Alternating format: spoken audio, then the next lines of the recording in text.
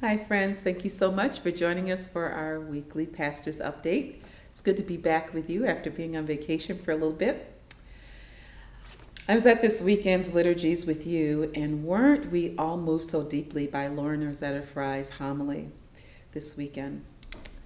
Lauren invited us to come together and think about how we as a parish might help the Afghan families who are relocating to Rochester.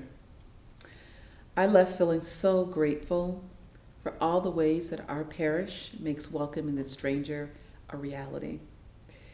Following the Mass, I had a chance to join Mary Beth Knowles and our parishioners at Genesee Park to meet some of the refugee families in our Speaking from the Heart program for their annual picnic. And I met and I talked with families from Somalia and Iran and from Afghanistan. And we stumbled through language barriers at times, talking with each other about food and tea and wedding cultures and dating and death and grief and family and just joy. As we shared not only some good food, but we shared s'mores. Later, I reflected on Jesus' words for us to welcome the stranger and realized how much blessing is wrapped up in that teaching. I've welcomed strangers in my own home, friends, for various periods of time since my early 20s, and I'm grateful for all that they have taught me and the incredible relationships that have formed. When we welcome strangers, we aren't just being asked to bring them into a dwelling or city or church building. We are in essence being asked to open parts of our hearts and our lives that need enriching by the strangers that we meet as we reestablish what I like to call kinship with each other. So as we take this next step together, Lauren and Mary Beth Knowles will team up to host a meeting soon where we'll discuss how we can help Afghan families who have come as strangers to our city. And I'm looking forward to that.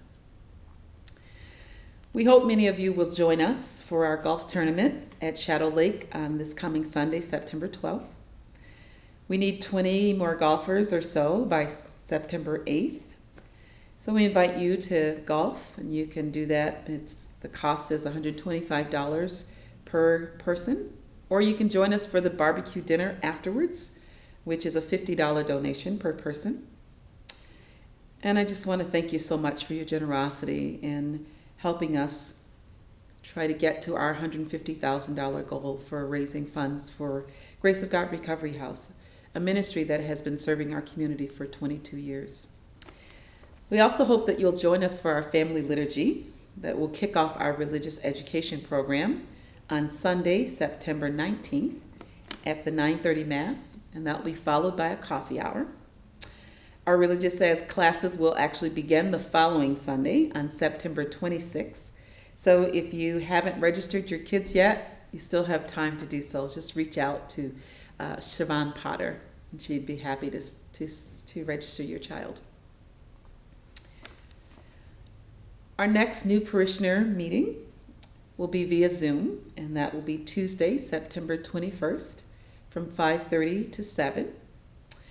So to RSVP, you can email Davis Craig if you plan on attending our new parishioner meeting. And his email is listed in the bulletin this week at dcraig@spirituschristi.org.